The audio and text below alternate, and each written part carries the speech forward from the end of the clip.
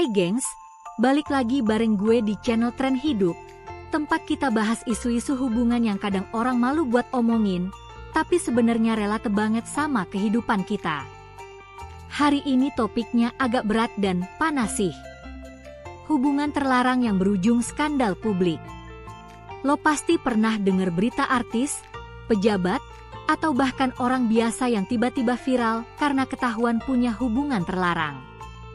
Dan bukan cuma mereka yang kena getahnya, tapi juga keluarga, pasangan sah, anak, bahkan karir mereka sendiri. Nah, di episode ini kita bakal kupas.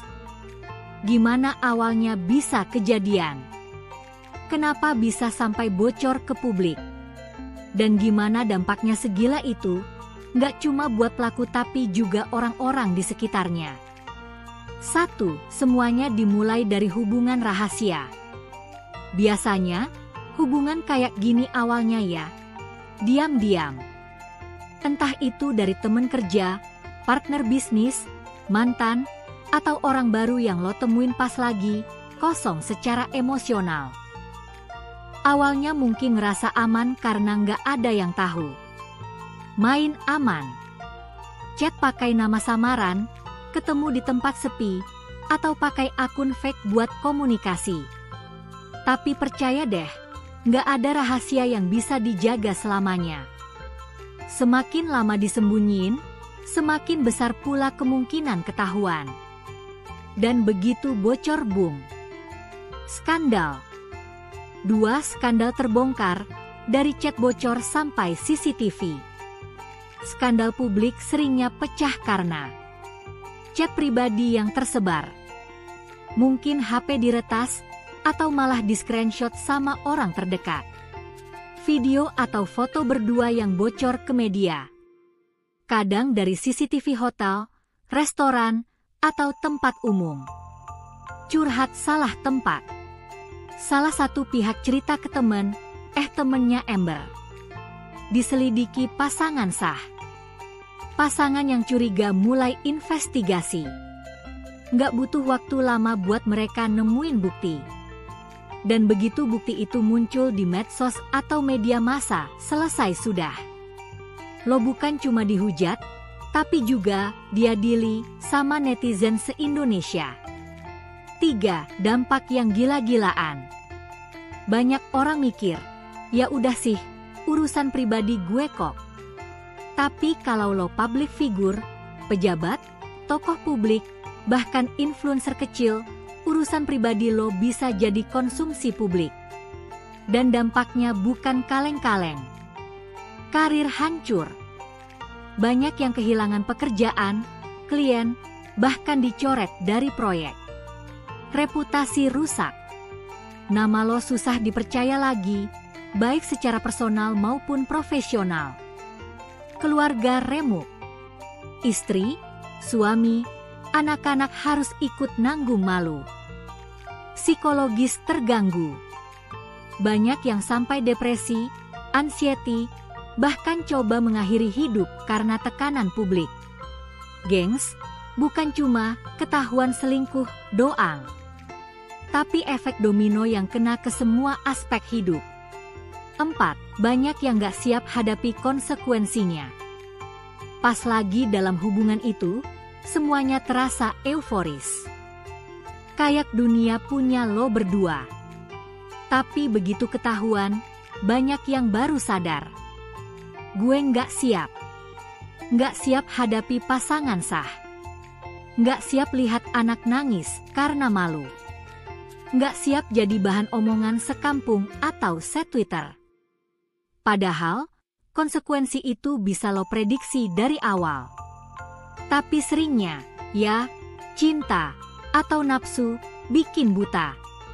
5. Lo bukan cuma nyakitin satu orang. Skandal hubungan terlarang tuh bukan sekadar urusan lo dan dia. Tapi lo juga melibatkan pasangan masing-masing, anak-anak, keluarga besar, teman-teman yang jadi ikut kena sentimen, dan bahkan rekan kerja karena nama lo ke bawah. Jadi kalau lo pikir Ini cuma soal hati, itu sempit banget.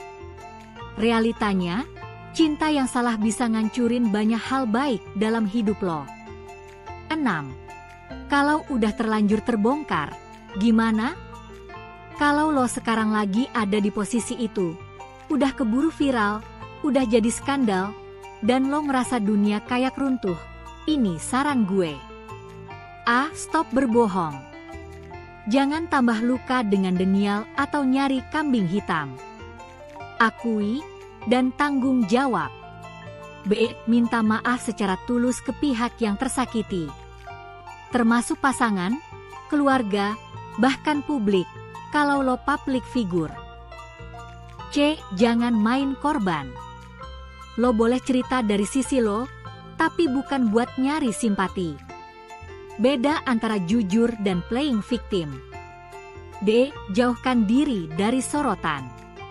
Ambil waktu untuk refleksi, healing, dan membenahi hidup lo. E. Belajar dari kejatuhan.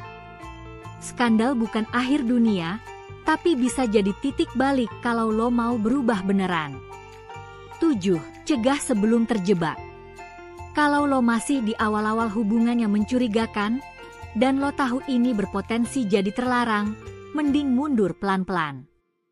Bukan karena lo pengecut, tapi karena lo bijak. Tanyain ke diri lo, kalau ini ketahuan, siapa aja yang bakal kena?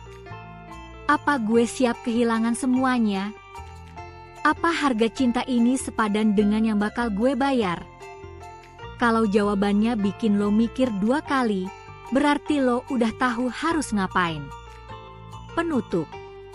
Gengs, hubungan terlarang itu bukan cuma soal siapa cinta siapa, tapi soal tanggung jawab, soal harga diri, soal masa depan.